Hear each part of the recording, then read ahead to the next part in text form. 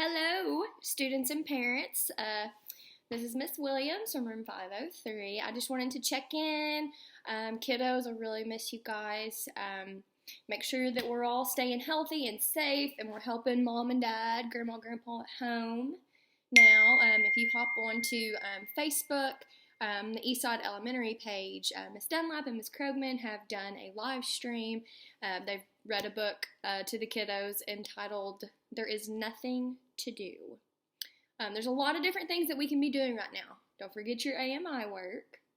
And parents, if the kids have any questions and, if you can't answer them or you're unsure of the content that's been sent home, do not hesitate to text me. I think all of you have my personal cell phone number. I'm here to answer any questions.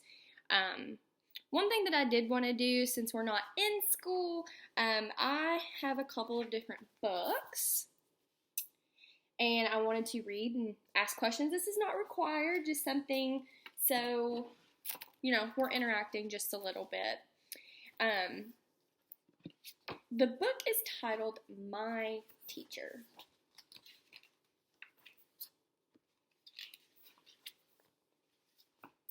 Many people has been teaching at my school for a long time. Some people joke and say that she was teaching before the school was even built. I know that's not true, but she did teach my mama and my grandma.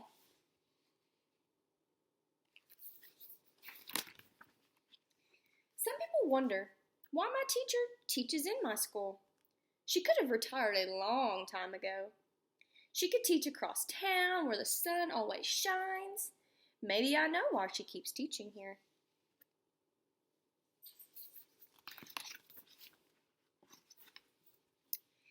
My teacher calls us her writing bees because every morning we are busy with our journal writing.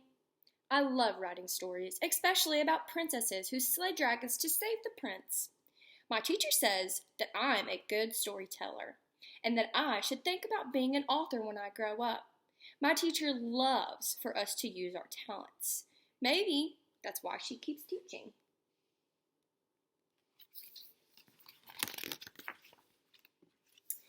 We don't have a library in our school, but one day my teacher came to school with boxes and boxes of books. We are making our own classroom library, said my teacher. Fiction on this side and nonfiction on this side. Students, fiction, nonfiction. Is fiction a true story? Or is fiction a false or not true story? My teacher loves to read, and she makes us love it too. Maybe that's why she keeps teaching.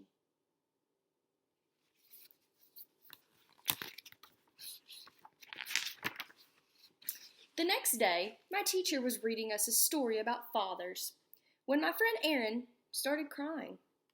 She said that her parents are getting a divorce. My teacher closed that book right away, and we began to discuss different types of families. Later, she took out crayons and paper and asked us to draw a family portrait. After we came back from lunch, everyone had to stand next to their drawing and tell us who was in their family. One boy had 2 uncles, an aunt, and 5 cousins living in his apartment. My teacher likes to talk about things that are important to us. Maybe that's why she keeps teaching.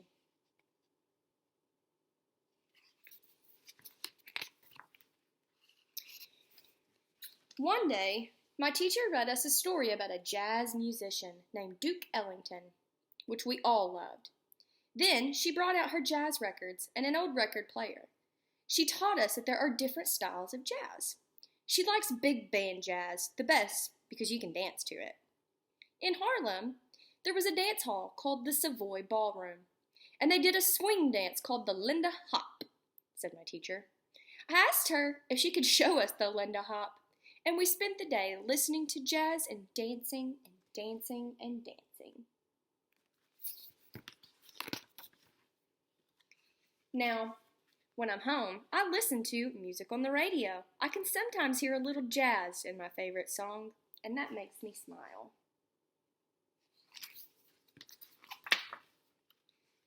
Just a few weeks before Thanksgiving, my teacher came to school with lots of empty cardboard boxes and a big bag of green pencils with white flowers.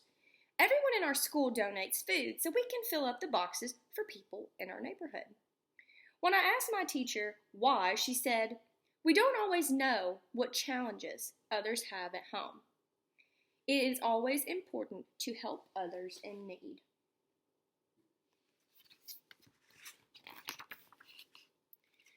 The boxes were filled with food a week before Thanksgiving. When I was putting on my coat to go home that day, I noticed my teacher placing the flower pencils in each box. I wish that I could have one of those pencils too. Then yesterday, when I asked Nola if I could borrow a pencil, she handed me one of the pencils my teacher had placed in those boxes. I'm glad we could help Nola's family with our donation.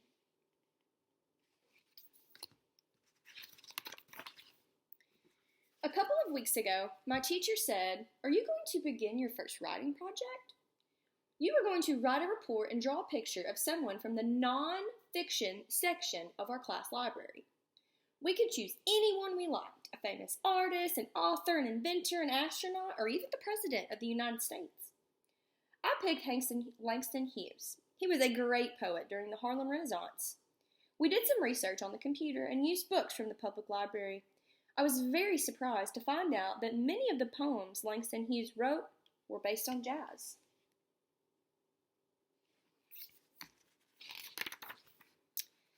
Every day for more than a week, we worked on our reports, writing, researching, and rewriting. On the last day, my teacher took out crayons and other art supplies, and we drew portraits of the people that were in our reports. We put the reports and drawing in the hall so people in the school could see them. We had a party, and my teacher took lots of pictures of us next to our projects. My teacher loves to show everyone how much we know. Maybe that's why she loves teaching.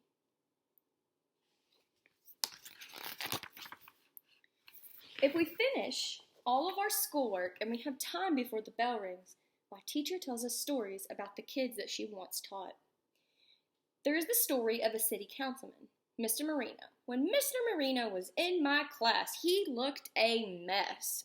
His shirt was always wrinkled and hanging outside his pants, and those pants often had holes in them. "Who would have imagined he'd be working at City Hall?" asked my teacher.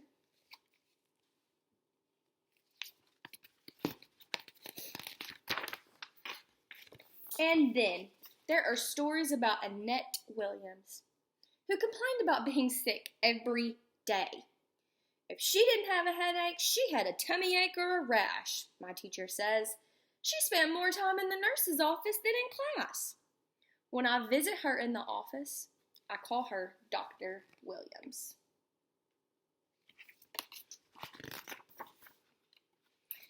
Today, she told us about a little girl who sat right in the corner over there and dreamed of being a teacher. I raised my hand and asked, "What happened to her?" My teacher smiled and pointed at herself and said, "I was that little girl."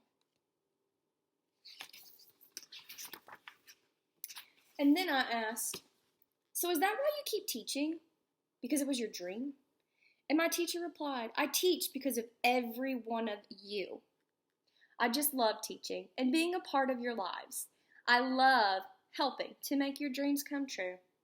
My teacher is the greatest, and we are lucky that she is happy teaching right at our school." So I chose this book to read. I think a lot of us need to think about the things that we are grateful for. I know sometimes, especially in moments like this, it's kind of hard to see and remember what you actually do have. And I think, boys and girls, one thing that's really important while you're home, spend time with your family. Even though we have our AMI work and all that good stuff, I think we should take advantage of the time at home with our relatives and our family and people that we live with. We do talk a lot in our class about how we should be thankful for the things we have, and we all get what we need. One thing that I want to challenge students and parents, they will need some help with this. There are different nursing facilities in the surrounding areas and in our community where those that are in the residential facilities are not allowed visitors.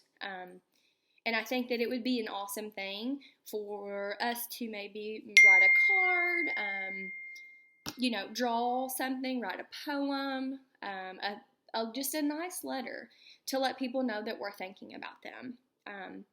And parents, once we get this completed, if your child chooses to participate in this, I'll give it a couple of days and we'll figure out how I can get that, if I can even give you my address and y'all can email or send it to me, or we can send it to the school. Ms. Dunlap can get it to me, whatever's easiest, but once we get there, we'll discuss it.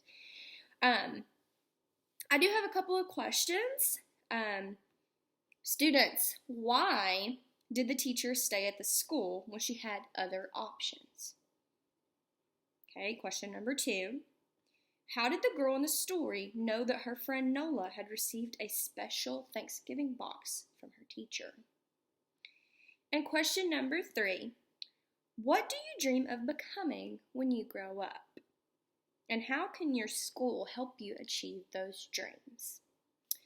So I know that we've had those discussions in class before as well about what we want to do when we're grown up.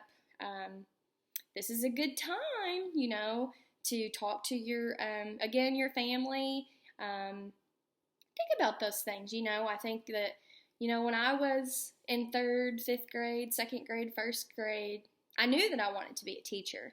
I knew I was going to have to work really hard to get there, but I can tell you that the reason that I continue to teach is because of each and every one of you in my classroom. I really miss you guys. I hope you enjoyed the story. I have a couple of other stories, and I'll try to get on each day, and just so y'all can see me. And parents, if you have any questions, you can use the Class Dojo, my work email, or my cell phone number. But again, y'all get to making some of those cards or writing some letters. And parents, again, I'll be in touch with you about how we can go further with that community project while we're not together. But y'all have a great afternoon and take a nice nap because it's raining and it's a great day for it. Bye.